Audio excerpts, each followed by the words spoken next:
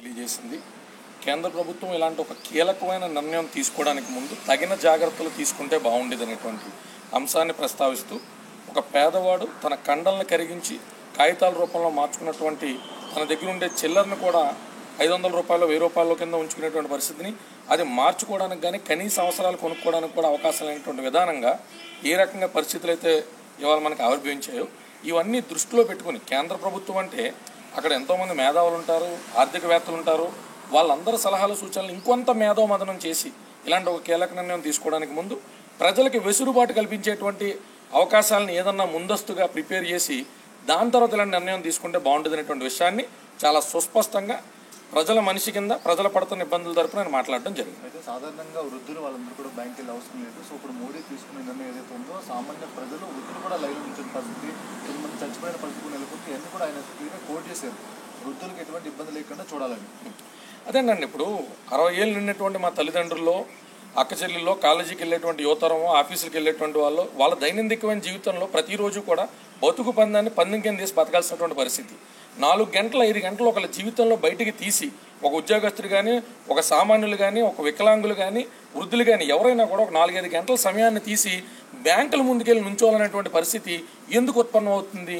ముందస్తుగా మనకి చిల్లరే అత్యధిక శాతంలో అవైలబిలిటీ పెట్టకుండా, 100 నోట్లను పోను అత్యధిక శాతం రిలీజ్ చేయకుండా, పోను మార్చినటువంటి ఈ రద్దు చేసినటువంటి 1500 రూపాయల బదులు కొత్తగా ఏదైతే నిర్మిస్తారని చెప్తున్నారో 500 1000 రూపాయలని ఇచ్చినా కూడా కొన్ని 2000 రూపాయలు వాళ్ళు ఇచ్చే నోట్లతో మార్చుకోవడానికైనా ఉండేది.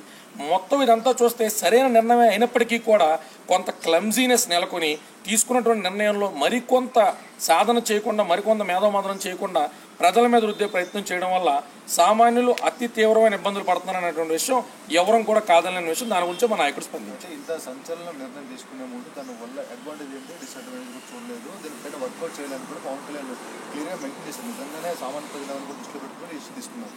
దీనిపైన ఏమంటారు?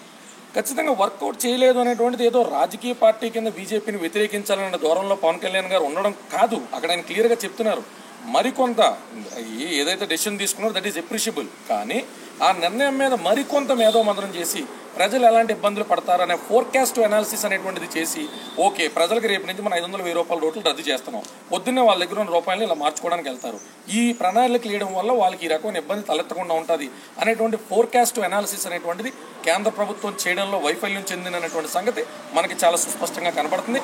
నిర్ణయం చాలా హర్షించదగ్గది అయినప్పటికీ కూడా దానికి ఫోర్కాస్ట్ అనాలిసిస్ లేకపోవడం వల్ల ఏం జరుగుతుంది, దానికి కావాల్సిన ప్రివెంటివ్ మెజర్స్ ఏంటి అనేటువంటి తీసుకోకపోవడం వల్ల ఒక గొప్ప నిర్ణయం కూడా జనాల్ని మీమాంసలో పడేసి అసలు ఇది గొప్ప నిర్ణయమేనా అని ప్రశ్నించే పరిస్థితులు తలెత్తున్నాయనేటువంటి విషయాలు మనం గమనించుకోవాలి. మోడీ ఎప్పుడైతే నిర్ణయం తీసుకున్నాడో ఆ మినిట్ నుంచి సాధారణ ప్రజలు తీవ్ర ఇబ్బందులు పడుతున్నారు. సిటీలో ఉన్న వాళ్ళ పరిస్థితి ఎట్లా ఉందంటే పల్లెటూరులో ఉన్న వాళ్ళ పరిస్థితి ఎట్లా ఉంది మనం అర్థం చేసుకోవచ్చు. ఈ మేరకు RBI నుంచి కరెన్సీ వస్తుందని చెప్పినప్పుడు కూడా అది ఎక్కడ కూడా అవైలబిలిటీ లేదు. దానిపైన కూడా మీ అధికారులు స్పందించారు. దీనిపైన ఏమంటారు? నేనే అంటున్నానండి, ఇప్పుడు నిర్ణయం అంటూ తీసేసుకున్నారు. ఆ నిర్ణయం తీసుకున్న తర్వాత తెల్లారి పరిణామాలు ఎలా ఉంటాయనేటువంటి దాని మీద ఒక అంచనా అంటూ వేసుకుని, ఓకే 500 రూపాయలు 1000 రూపాయలు ఉన్న సామాన్లు 2 లక్షలు 2,50,000 రూపాయలు పెట్టారు. స్టార్టింగ్ 4000 రూపాయలు తీసుకొచ్చి అన్నారు మార్కెట్ రూపంలో, తర్వాత 4500 అన్నారు, తర్వాత 2000 అన్నారు. నిర్ణయం ఏదైనప్పటికీ కూడా ప్రజలకి అందుబాటులో ఉంచాల్సినటువంటిది చిల్లర. అది 20 రూపాయల డినామినేషన్ కానివ్వండి, 50 రూపాయలు కానివ్వండి, 100 రూపాయలు కానివ్వండి, అట్లాంటి జాగ్రత్తలు తీసుకోలేదు. రిజర్వ్ బ్యాంకే కాకుండా బ్యాంకింగ్ యంత్రాంగం ఎంత కష్టపడుతున్నప్పటికీ చిల్లర లేకపోతే వాళ్ళు సొంతంగా అయితే ముద్రించవలేరు కదండి. RBI నుంచి విడుదలైతేనే బ్యాంకింగ్ రంగంలో 10 గంటలు కష్టపడుతున్నటువంటి నా బ్యాంకింగ్ ఎంప్లాయీస్ సోదరులు, బ్యాంక్ సోదరులు, మేనేజర్లు కూడా దానికి సంబంధించి చేయగలుగుతారు. ఇది కేవలం రిజర్వ్ బ్యాంక్ ఆఫ్ ఇండియాకి కేంద్ర ప్రభుత్వానికి మధ్య ఉన్నటువంటి కమ్యూనికేషన్ గ్యాప్ వల్ల వచ్చినటువంటి ఇబ్బంది.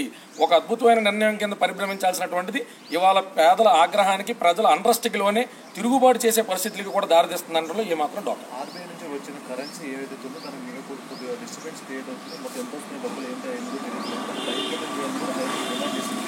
నేను అదే అంటున్నానండి, ఈరోజు ఒక మధ్యతరగతులు, దిగువ మధ్యతరగతులు 4-5 గంటలు లైన్లోకి వెళ్ళి నుంచుంటున్నాం, 2000 4000 రూపాయలకి ఇబ్బంది పడుతున్నాం. అపర కోటీశ్వరులు లేని వాళ్ళు ఎక్కడ కూడా బ్యాంకుల ముందు నుంచున్నట్టు మీడియాలకు కానీ, మీడియా సోదరులకు కానీ, ఎవరికి కానీ ఎలాంటి మాధ్యమాల ద్వారా కానీ దొరకలా. అంటే వాళ్ళకి ఇంటి దాకా డబ్బులు వస్తున్నాయనేటువంటి విషయం తేడతల్లంగా కనబడుతుంది కదా.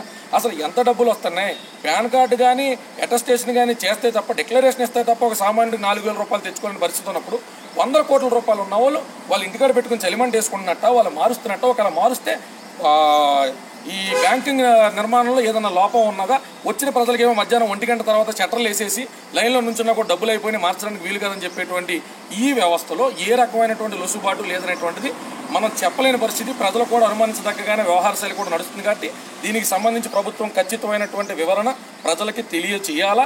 ఆర్బీఐ నుంచి ఎన్ని 2000 నోట్లు, ఎన్ని డినామినేషన్లు, ఏ బ్యాంకులకి ఏ రోజున ఎంతంత రిలీజ్ చేస్తున్నారు, ఎంతంత మందికి వాళ్ళు డిక్లరేషన్ చేసిన తర్వాత అందుబాటులో తీసుకొస్తున్నారు అనేటువంటి విషయాన్ని ప్రజలకి చెప్పాల్సిన అవసరం ఉంది.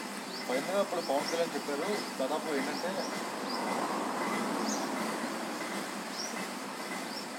ఫైనల్గా ఇప్పుడు డబ్బులు అనేవి కూడా అందుబాటులో లేవు. సో చాలా మంది ఇబ్బంది పడుతున్నారు. పవన్ కళ్యాణ్ డిప్లొమాటిక్గా కూడా మొత్తం పబ్లిక్ వాయిస్ అంతా కూడా తన మిత్రులతో తెలిపాడు.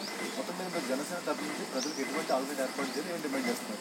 100% ప్రజలు వాళ్ళ యొక్క దైనందికమైన జీవితంలో 80% మంది ఉండేటువంటి మధ్యతరగతి, దిగువ మధ్యతరగతి, పేదరిక రేఖ దగ్గరగా ఉండేటువంటి ప్రతి పౌరుడికి కూడా కేంద్ర ప్రభుత్వం వాళ్ళ బాధ్యతాయుతమైన నిర్ణయాన్ని మరింత చేరువుగా తీసుకెళ్లి ప్రజలకి సౌలభ్యం కలిగేటువంటి నిర్ణయాలు ఏమి తీసుకుంటే బాగుంటుందో కేంద్రంలో కూర్చున్నటువంటి పెద్దలు, శాస్త్రవేత్తలు అందరూ కూడా వాళ్ళ మేధోమదనమే చేసుకుంటారో, సమయాన్ని కేటాయిస్తారో, ప్రజలకి ఈ ఇక్కట్లు, ఈ ఇబ్బందుల నుంచి బయటికి తీసుకురావాలనేటువంటిది జనసేన యొక్క వాయిస్ కానీ, మా అధినేత యొక్క ఆలోచన కానీ, పార్టీ కేడర్ తరఫున మేము తెలియజేసే విధానం కానీ కంపల్సరీ ప్రతి సామాన్యుడు కూడా అతి సులువైన మార్గంలో ఎంత సాధ్యమైతే అంత, ఎంత పాసిబుల్ అయితే అంత, everything as a solution if you're working అని అన్నట్టు కేంద్ర ప్రభుత్వం మరింత కసరత్తు చేయాలి తప్ప మేము తీసుకున్న నిర్ణయం సభాషు, మేము తీసుకున్న నిర్ణయం అద్భుతమైనటువంటి ద్వారంలో వాళ్ళ భుజాలు వాళ్ళే చేసుకుని ప్రజల ఇబ్బందులు ఏమాత్రం పట్టించుకోకుండా వాళ్ళు ఇచ్చిన మాట మీద వాళ్ళే నిలబడకుండా 4,500 ఎందుకు పెంచారో, 4,500 మళ్ళీ వాళ్ళు 2,000 కూడా తీసుకోవడానికి అవకాశం లేనటువంటి పరిస్థితి ఎందుకు ఉందో, వీటిలన్నింటి మీద ఈ గూడుపుటాన్ని ఏంటి,